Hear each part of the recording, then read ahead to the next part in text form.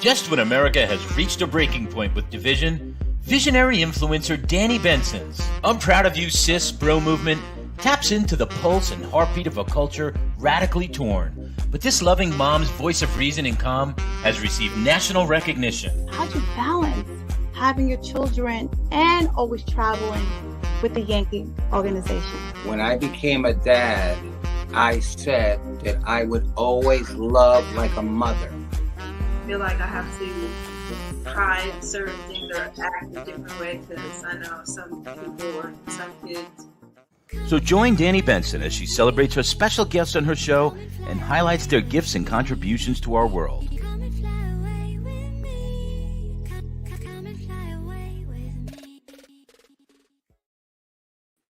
Hi, everyone. Hey, my name is Danni Benson. I am the host of I'm Proud of You Sis, and sometimes I'm Proud of You Bro, depending on who comes on.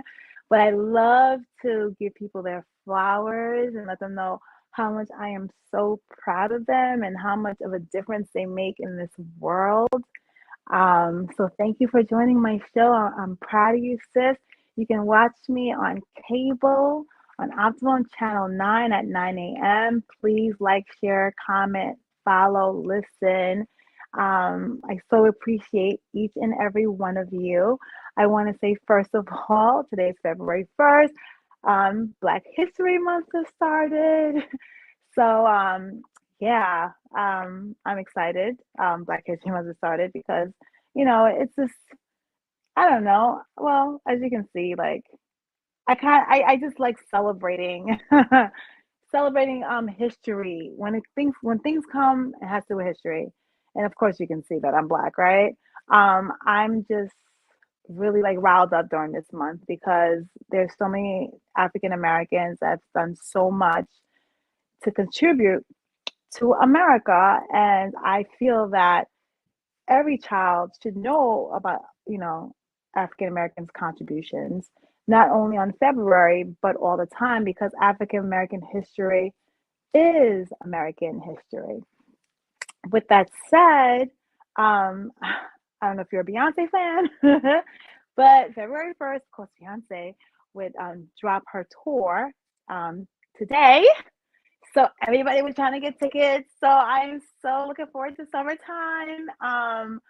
The Beyonce tour. So I know COVID is officially over because I think Beyonce has a tour. I mean, everyone is having a tour this summer. So I hope everyone's going to be outside this summer because I guess Biden just said as of May 11th, COVID is officially over. I guess COVID emergency, not COVID, because it's always going to be here like the flu. We all know this, but at least we can start really just moving forward with our lives. Sometimes I feel like COVID is like a damper, but you know what? Let's just be happy that we are just moving forward, and whatever happened with the whole politics of COVID, I just hope that we can just move ahead as a country. And I want to bring Alethia Shapiro to the show because we're both moms, we both have babies, and we watched the terrible video of Tyre Nichols on Friday, and I had to shoot her a text. I was like, did you just see this? Because I thought I wasn't going to watch it, but I kind of, out of curiosity, watched it. And let me tell you something, I couldn't even sleep that whole entire night. I think I woke up the next morning just so haunted because of him saying, ma, ma, ma. My goodness, I hear ma 1,000 times in a day. And when I hear it sometimes and my kids are calling me, I can tell the difference. If it's a happy ma, if it's a sad ma, if it's a I'm in pain ma. But, my kids constantly say ma, and I could just tell. And when I heard him saying ma, my heart broke because I felt his pain. I felt his agony. Rest in peace, Tyre Nichols. You did not deserve this. So I have Alethia Shapiro. Where are you, Alethia? Gonna come on to the show. Hey, my girl is back. Hey. Hi, girl. So I'm in New York and Alethia is in Florida. Yep. And I just shot her a text because I was like, "What's up with your governor?" Oh, It's another Black another Ron. I don't even know what to call them anymore. He's just such an atrocious person. But you know what? He is going to be running. But my thing that's so sad about this whole situation is I really wanted a candidate that was going to bring our country together because regardless, we are all here. It's not like we're going somewhere. And I respect all cultures. I respect all cultures' history. You know, I, I can't even imagine. And I've learned all cultures. Like right now, my kids are learning about the American Indians and the Iroquois in New York. You know, and and for him to be a scholar because he went to an excellent school. Because I've read up on him. Because everyone's saying he's making an about face. So sometimes I feel like it's like he's going after like the soft wedge issues that's going to get the votes that he needs. But why do the votes have to come from a place of sometimes I feel of racism? But I mean, what are your thoughts on that? Well, I think that he is a fragile white man.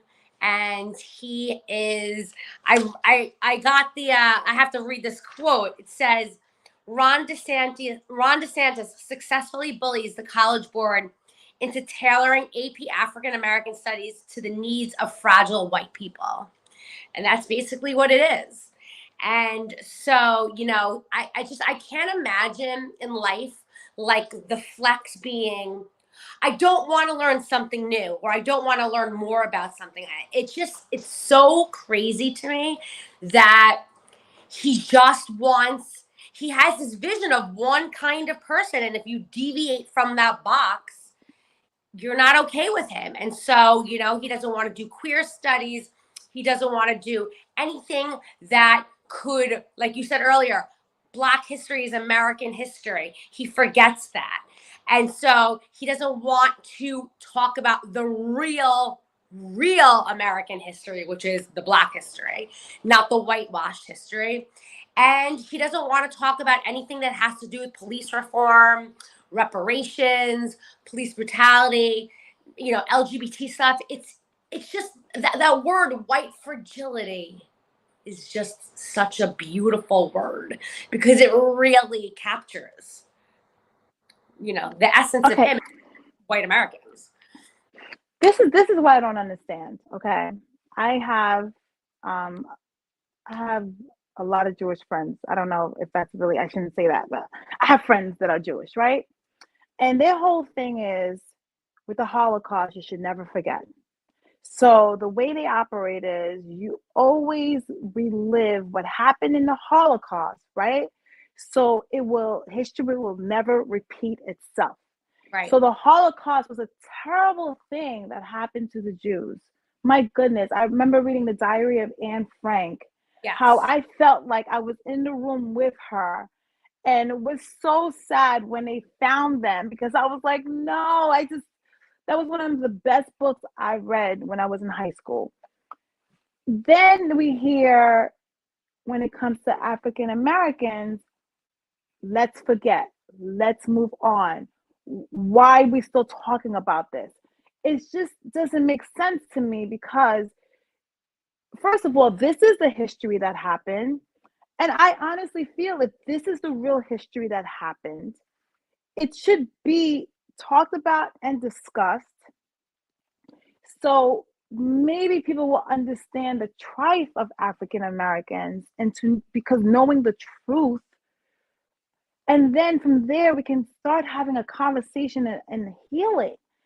Like putting it under the rug and hiding it is not, this is why I feel like history is repeating itself.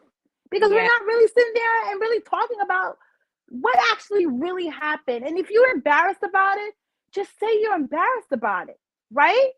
But then you say you're sorry.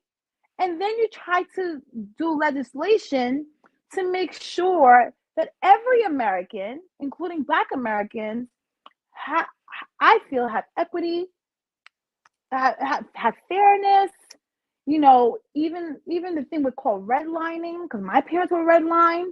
They didn't even know where they were going, and finally, like, you know, I'm older now, and I'm like, oh, my parents got redlined, you know, because they brought them to a neighborhood and said, oh, come here because there's so many people that look just like you. And my parents were just looking for a place for me and my sisters and my brother to just have a better education, and they didn't know they were being redlined, right? So I know personally it does exist because it's happened to me and my family. But I don't let it stop me from getting to where I need to go. And I don't know why he thinks it's going to hurt children. So you're in Florida. Explain to me, why does he think learning African American history is going to hurt the white child, basically? They just don't want any white children or white people to feel responsible for their ancestors, to have to feel guilt or to feel bad for being white. And it's just like, it's so crazy that they are afraid that their feelings are going to be hurt. Well, how about the people and the Black people and their ancestors who had to actually live that life? Like, it's just crazy that they're worrying about feelings, but these are real lives that were impacted and that lived a suffering existence. That's the least you can do, is to teach your children about what happened, about the real history. And, you know, my sons are white passing. We're a Hispanic and Jewish family. And I've read them books on this topic. I read them the name is escaping me right now, but it was a very controversial book last summer, and it was like a CRT book for kids. And I read it with them, and I, expanded on the words on the pages. And there were some, maybe a little things that were a little uncomfortable, but that's your job as a parent, is you explain things. Not everything is going to be, rainbows and puppies. So, the uncomfortable, when you're uncomfortable, that's when you grow. And so I'm totally okay with my kids being uncomfortable, because that's life. Yeah, and you know what? It would teach the younger kids. First of all, I don't think a kid reading those texts is saying this is my fault. I think they're reading the text as this is what actually happened, and and I'm now gonna have more empathy because wow, like I'm so sorry, like this happened to you, but I don't really think it's gonna change a white kid's perspective in thinking that they're currently the oppressor and and of Black people. Like I kind of want to. I know I might sound Pollyannish and everything like that, but I kind of want the newest generation coming up to just know the truth about the history, so we can just like move along together and make their future better by learning from your great grandparents and like what they did. Like you don't want to make the mistakes that they did. I see it as a teachable moment. I don't see it as a, oh, we're gonna talk about this, so now these kids are gonna feel bad because they're white. I'm like, what? I don't understand. It also it reminds me again, do Black mothers have the choice to teach their Black sons about, what to do when you are confronted by the cops? No. And those Black children are innocent just like the white children, but these Black mothers don't have these options. And so, for these white families, that's the least you can do, is to teach your children so that you can somehow contribute to making the lives of Black people better in this country. It's literally the least you can do. You know what? White kids they should feel a little uncomfortable. It's okay, because Black children feel that way every single day. And so the lack of empathy and compassion, it's just so selfish to me. It's really. I mean, let's think about Germany for a second, right? They teach the Holocaust to the kids. I mean, do they sit there in Germany and say, okay, we're not going to teach the Holocaust because this was an embarrassing period of our lives, so we don't want you guys inflicted with the pain that our great grandparents participated in? No, it's a teachable moment. it's just like, It's Jewish just saying, people say. do better. The end. When you know Yes, better, do better. you do better. Simple. When you know better, you do better, and it causes for history not to repeat itself.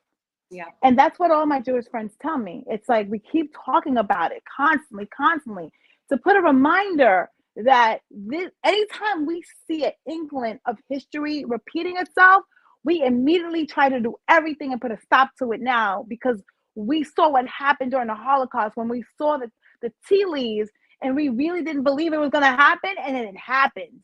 So now when we see little things going towards that way, like anti-Semitism, we have to nip it in the bud right away, because if it festers inside, it just gets worse, right?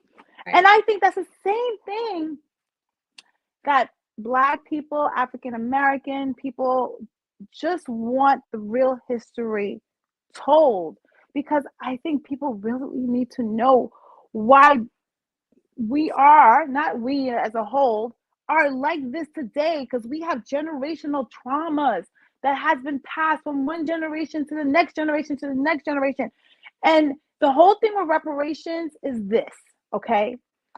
The Jews had reparations, the Japanese had reparations, the Indians had reparations, which means they were giving reparations to start their life for the atrocities that happened, right? Because everything was taken away from them, right? I don't understand what is the thing about why would Black people not get reparations? So people have to understand. Then we started with nothing, zero, and then there was the discrimination, so we couldn't get more than we were told that we deserve.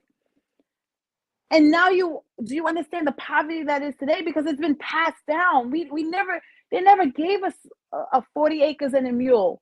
We never got the stuff that was promised to us. And I just want people to empathize that. We started with nothing. There was nothing to pass down to the next generation and the next generation and the next generation.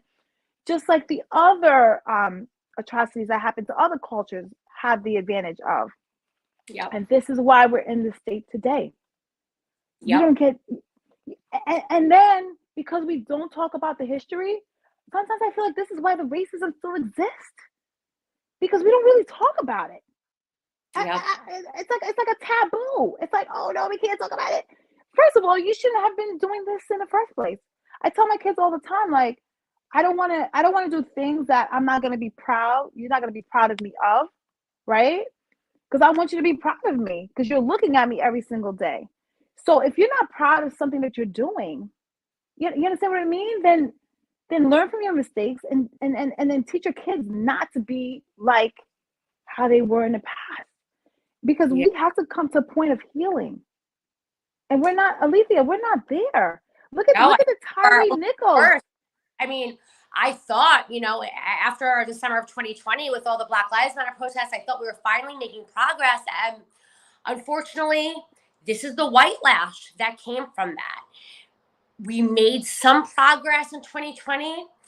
And then the white lash was this whole attack on the CRT.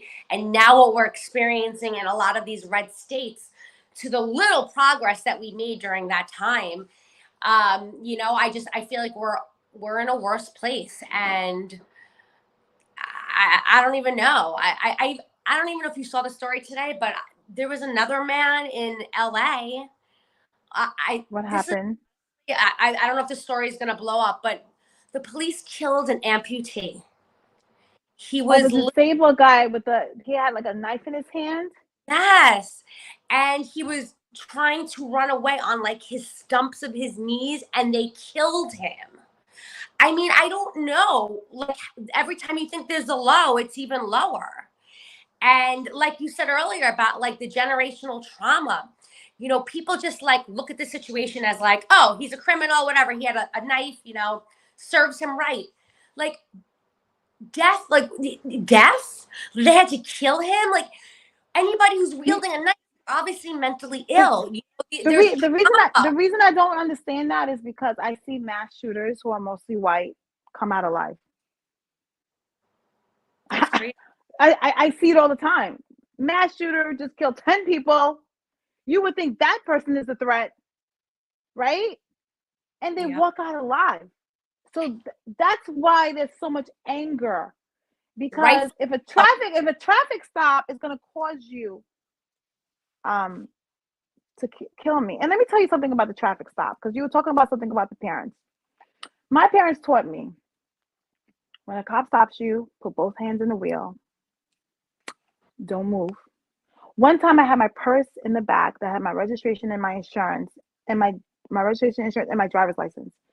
Do you know I told the cop, I'm not going to move my hands. You're going to have to pop the trunk, because I left my purse back there, and go get my stuff. Because he was like, no, you go get it. I was like, no. I am not going to go get it, because I don't want you to feel some type of fear that I'm going back there to get something like a weapon, and all of a sudden your hands is out and I start panicking because there's a gun in my face and I don't act the way I normally act, and now something transpired that could have been prevented. Yeah.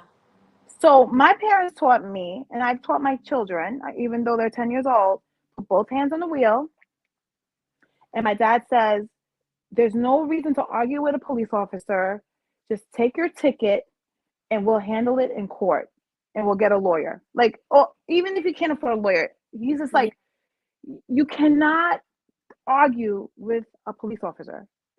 If they stop you, that's it. Game over. You're not going to talk your way out of a ticket. You're not going to convince them to do something that they already said they're going to do. You just show them your license or registration. And you know what? If it's, oh my God, your license is suspended. Okay, get the ticket. You know, if you're drinking and driving, okay, just go and just, look, I understand the fear of, everyone's like, well, he was resisting arrest. He was resisting arrest. He was resisting arrest. You don't understand how people are afraid. Like, are afraid of the cops. They're not really resisting arrest. They don't know, like, oh my God, am I gonna get killed? It's like something comes in your mind, and you're like, you're struggling with a cop, but because you've seen, in my point of view, so many. Look, I'll be fair, because there is more white people that get killed by cops and black people. So I have to be fair about that, okay? Because the population of white people is 60%, population of black people is 12%. Mm-hmm. But when you look at the averages, because it's 60% white versus 12% black, then more black people get killed based on the percentages of the black people that are in this country. Right. So we need to say this fact up front. Yeah. But people need to understand that, our community is traumatized. Our community is taught not to trust the cops, but we also do need the cops. So I'm not going to sit here and say we don't need the cops. We do need them. And there are so many great cops out there. I actually used to date a great cop. He was a cop since 20 years old. His dad was a cop. His sister was a cop. His brother was a cop. Everyone in the family was a cop. There are so many great cops out there. So I want to say thank you so much for protecting and serving. I am not talking about the good cops out there. I am talking about the bad seeds. There are in any group, there's bad seeds. Those are the people that make it worse for the good cops. Because seeing those 5 black cops beating him up like that, I'm like, how am I supposed to trust a cop again when I see a cop stop me? It was an innocent stop, and it turned into my death. It turned into his death. Well, I think, like, what you said, and I didn't think of that beforehand, but sometimes the resisting of the arrest is just a manifestation of the panic, because you don't know what's going to happen. And you might all of a sudden have that, like, fight or flight instinct, like the Black Lives Matter, was it Patrice, her cousin that was killed in LA a few weeks ago? He was probably terrified, like, this cop is going to do something to me. I need to run for my life. And I didn't think of that beforehand. And again, I think that speaks to the lack of understanding and empathy of non-Black people to the trauma and that emotional burden that so many Black people like live with every day that I will never understand. Like you said about being pulled over, like I don't understand that fear. I can try to understand it, but I don't even live my life like that. So I can't even imagine that you have to live your life like that every day. Black Americans have to live their life like that every day. That's a burden I don't bear.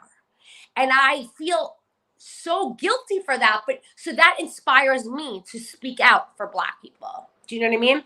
And so it's like, that's the least I can do because I don't have to carry that burden. So I will do what I can to alleviate whatever kind of burdens, you know, I can from Black brothers and sisters. And the only thing we're asking is just put yourself in our shoes. People don't understand, you know, when you're African American, you're Black, we don't get to scrub our skin color and you know, and just be white. This is like a permanent color on our skin. And what doesn't do as a service is like the TV. Because when I watch TV, that's why my kids don't watch TV. It's all this negative stuff about African Americans. And of course, I mean, I'm not white, but if I imagine if I was white and I don't really have any relations with African Americans, maybe only at the workplace, you know what I mean? Yeah. Then I would maybe think like, oh my God, are they all like this? And you know, I tell my friends like, that's just like what you see on TV, like the craziness is the negativity of Black people is probably like 0.1% of the population.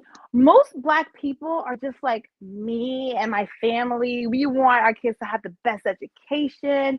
We want our kids to work hard. We want our kids to have the best careers, the American dream. We want our kids to be the best. And we're considered like the boring Black people because that's not fun for TV. You know what I mean? It's like, okay, they're boring. Nothing happens. You know, no drama happens. Nothing happens. So what you see on TV is not really the real depiction of African Americans in this country. You know, what you see on TV is this crime, killing, shooting, da da da da da. So when you see that constantly and you don't really interact with that race, of course you're gonna have your own fear and like, oh my God, they must all act like that. And I'm gonna tell you right now, please, this like Martin Luther King said, judge a person by their character, not the color of their skin. Every group has their bad apples, and that's every group: white, Black, Jewish, you're Hispanic, you know, like Protestant, Christian, atheist. It's we are the human race first, okay? So we are gonna have some bad humans in all of our cultures, but we shouldn't be judging every single person based on that bad human, right? That's why I can't say cops are bad, because I know cops who are friends of mine, and they want to serve the community. They're doing right by the community. They're doing the best, but there are some bad apples that we need to figure out how we're going to filter these people out. Because maybe you're not meant to be a cop. If you're that afraid, maybe you're just not. Maybe this is not the right profession for you, right? Maybe you should just do something else.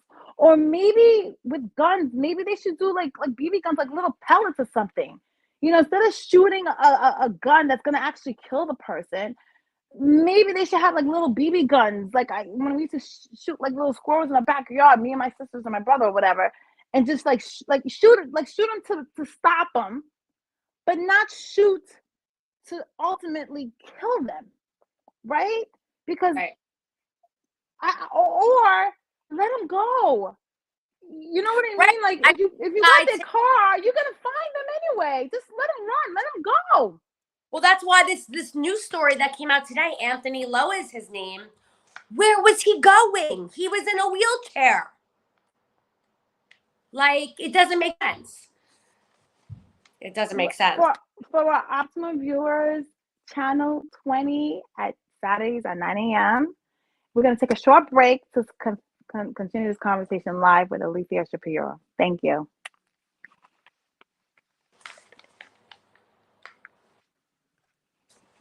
Yes, Alethia, you here?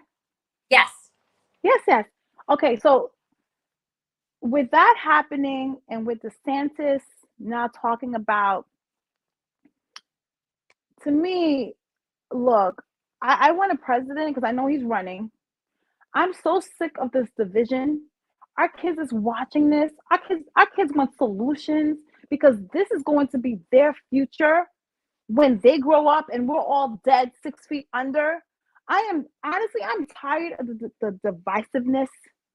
I want a president that's going to bring all Americans together and have policies that all Americans can benefit from, and also policies that help Americans, like help build them, like if they start from poverty, have policies that's going to build them up so they can get out of poverty, because poor people are not bad people, rich people are not bad people, but I just want a place of equity where we are judged for who we are as a person and not based on the color of our skin, because a lot of times, so when DeSantis is talking about we're going to take out African American studies now in colleges, that sounds like the Nazis with the books. Like, do you remember this goes back to the Jewish and the Holocaust, like taking away books because you didn't want certain people reading certain books because you didn't want them to know about that culture. Like, are we, see what I mean? We are repeating the past in real time. We are repeating the past. Because isn't that what happened in Germany? Let's start banning books. Didn't it just start that way? And then it got bigger and bigger and bigger. Now we're going to start banning African American history, which is American history. And also banning LGBT expression, identity in Florida also. It's like, you think you're going to ban this, but these are real people. They exist. What are you afraid of? You are afraid of anything that is different than you? That's pathetic. Let me tell you something. I'm going to speak for myself. We all had an uncle, or aunt, a friend back in the day that we knew something was off about them, but they were in the closet. We all had those, like, the uncle that never got married, the aunt that never got married, never had children, and there was always something like weird and off about them, right? The only difference is now it is more accepted to be outside of the closet. So we didn't just produce all of a sudden, because we're talking about it, all of a sudden we produce all these gay people, all these queer people. Oh my God, where did these people come from? They were always in the closet, right? Because it wasn't accepted. So we didn't see them, we didn't hear about them because it wasn't something accepted. So people need to understand that it is not a phenomenon that all of a sudden we're talking about it. Now everybody is it. No, they're a little bit more comfortable to live their life out loud. Yeah. Yeah. Right? Yeah. So how do you feel about DeSantis? How do you feel about his chances? I mean, you live in Florida. I'm laughing back at you because you laughed at me about George Santos because you was like, oh my God, I'd rather be here. Da, da, da. But now, like, DeSantis is doing this like divisive stuff now because he thinks that's going to help, make him better choice than former President Trump. Yeah. So how do you feel about DeSantis? I mean, I heard a quote once that, like, it's kind of debatable if his policies will play well outside of Florida. I don't know. I honestly don't know how popular he would be in other states. He's pretty radical. He's, in line with, like, Texas Greg Abbott, but I don't know how he would play in other states, like a toss-up state, like a Michigan or a Wisconsin. Like, I'm not sure his very radical MAGA positions will translate to, like, all of America's state, like Republican states. I don't know. Time will tell, but I'll tell you, I'm here for it. I'm ready with my popcorn to see the Ronald versus the Donald. Ronald versus McDonald. We will enjoy time, and it will be a big field. I heard Nikki Haley's going to be throwing her hat into the ring. Yeah, she's dropping this week. She's dropping, but I really don't think Nikki Haley's going to win. But I think she's going to try to do like a vice president run. Yeah. So she's just coming out now, so everybody knows her name. So she can be But I don't really think they're gonna pick her as vice president either. Well, how about Marjorie Taylor Greene is angling for the vice president run? I mean, what is this country? Like, I don't understand. You know who I think is going to be vice president if a Republican runs? That woman that just lost the governorship in Arizona. Her name is Ricky. Don't go away. She's going to be the vice president. She's that person talking to herself in the background. Nobody's even listening anymore. It's like I see her on Twitter and I laugh whenever she tweets all day long. Like, hey, remember me? Like, I'm still here. I'm still appealing. Like, shut up already. Nobody's listening to you. But maybe Donald is listening to her. But yeah, I do agree. I think that I think that's why she's tweeting nonstop to keep herself relevant, because I think she's definitely angling for. Because I think because if it's a Biden and Kamala again, I look, President Biden. I'm not into ageism, but you are 80 years old, and it's okay. You know, you were president one term. I'm telling you right now, I just feel like if he runs again, I don't think he's going to win. We're in a different place right now. The youth want someone who is young. Between Donald and it's going to be the geriatric race. Because they're both going to be 80-something years old. So you're going to tell me right now that we can't find young, youthful, vibrant presidents with great ideas to bring us all together? Like, we still have to. Will the establishment allow them to rise up? Is really honestly I'm tired of the establishment. I need term limits. Because establishments means like they're power brokers. I don't like that. America is not made of power brokers. America is made of everyone putting their vote in and picking a president that we all want. I don't like this backroom dealing stuff. Like I just feel like it's like the mafia, something like this. Like the lobbyists get it's like the lobbyists get what they want. What about America having a lobbyist? What about Americans, the people, we the people? Who's lobbying for us? We have to. Nobody's coming to save us. That's why we have to. Everyone needs to get involved, do their part, get politically active, vote at the very least. That's the least you can do is vote. Do you want to update me with George Santos? Come on, I want to hear it. I'm loving it here. With my sunny weather. Isn't it snowing in New York today? Well, first of all, he removed himself from all committees. He removed himself. I'm sure they were like, you better remove yourself. And he's like, I'm going to, like, come on. Yeah, because they was like, okay, either you do it or we're going to remove yourself. So they want to look bad. He's not going to resign until he is caught with criminal charges. So he's there for at least a year. I'll give him 1 year. Did you hear the new poll out of Siena today that 78% of voters in New York 3 want him out? Yes. 75% of voters in New York 3 say he can't be effective in Congress, and he has an 83% unfavorable review, and that's from Democrats and Republicans. So he's a big loser. But let me just tell you something. It looks bad on the Republicans because you have an opportunity to tell him to resign, and he's not doing it. I don't know if they could really make him resign, honestly. They can't, right? But I'm surprised we don't have laws like if you are. So the only law is if you're found a criminal, if you're found to be a criminal, because you're still innocent to proven guilty. Right. So even if they, I learned this 3 ways that a congressperson, you can get rid of them. 1 is death. 2 is if they resign.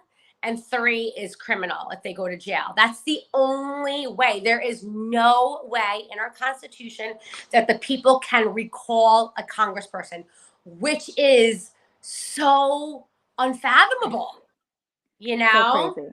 But guess what, though? I'm telling you that $700,000 that he loaned into his whatever they call it, like his campaign. Yeah. Oh, that is going to be the interesting part because That's 2 years yeah. ago, he was only making $55,000 a year. Yeah. And that was gross. That wasn't even net. Yep. So you want to tell me in 2 years, who gave you $700,000? Yeah.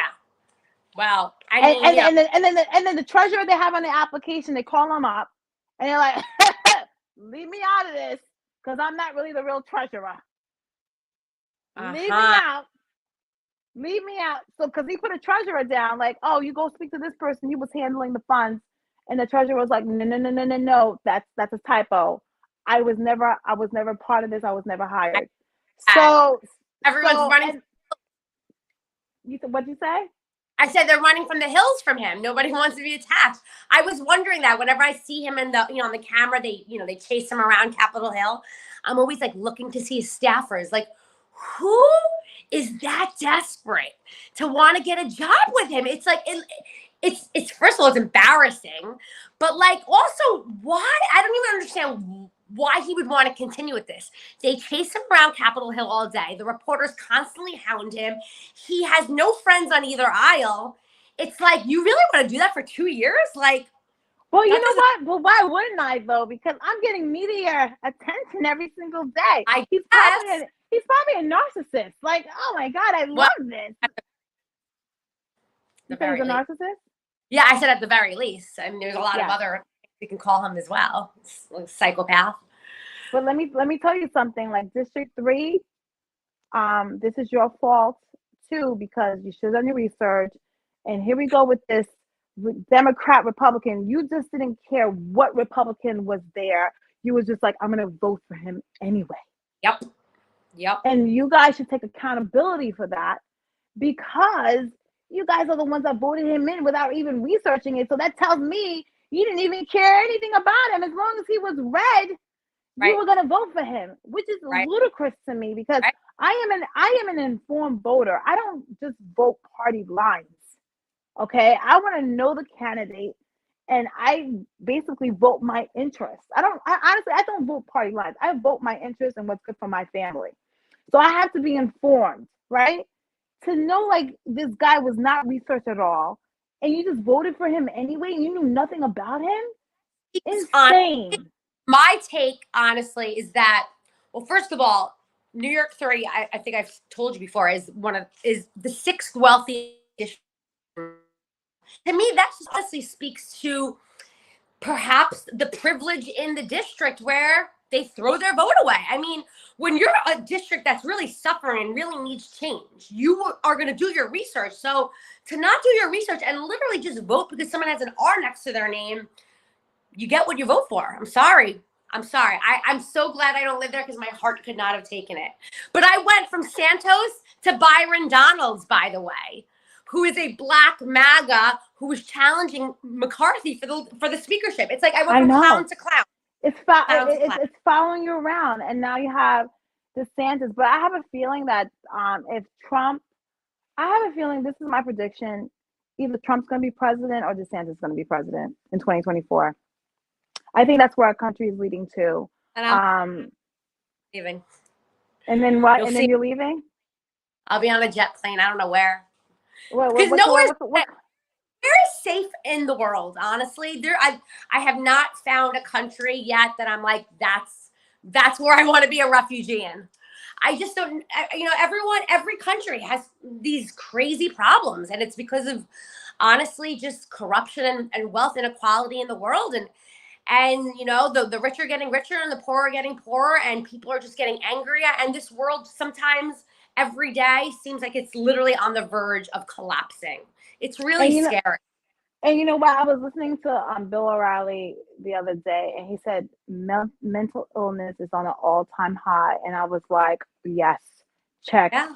I agree. Mental illness. I don't know what happened during COVID, but I go out now and I'm like, okay, am I gonna get shot here? Am I gonna get shot here? Oh, am I gonna get shot here? Because places that you thought you was not gonna get shot at, you're getting shot at now. Yep. Like it's insane. It's like, it's to the point, like my kids laugh at me. It'd be 7 a.m. All right, we're going to the supermarket right now. They're like, why are we going so early? I was like, because the people who have mental illness are probably not up this early in the morning. They usually get up like around 11 or 12, and then they gotta get their clothes in. And by like after 12, get their lunch, and then that's when they go. That's when they start shooting everything. And I know it's so bad that I'm saying this right now, but my kids are like, "Oh, you don't know. It's really right. You just don't know anymore. It's honestly a crapshoot. Like every day. That's why I want gun control. I'm not taking the guns away, but let's just have some sensible control so we can. And I know people say, "Oh, but the criminals get it. The criminals get it." Okay, so who's giving it to the criminals? It's people who can get the license to get the gun, and then they sell it to the criminals. Am I right? All right. Illegal guns. Where are they getting the illegal guns from? But you know what? Next month we'll talk about that. Thank you, everyone, for joining. I'm proud of you, sis. Thank you, Alethia Shapiro, for coming to the show. Yay! Yes. And then March is Women's Month, so I can't wait to have you back on and talk about that. Okay? See you later, guys. Bye. Bye. Thank you. Bye.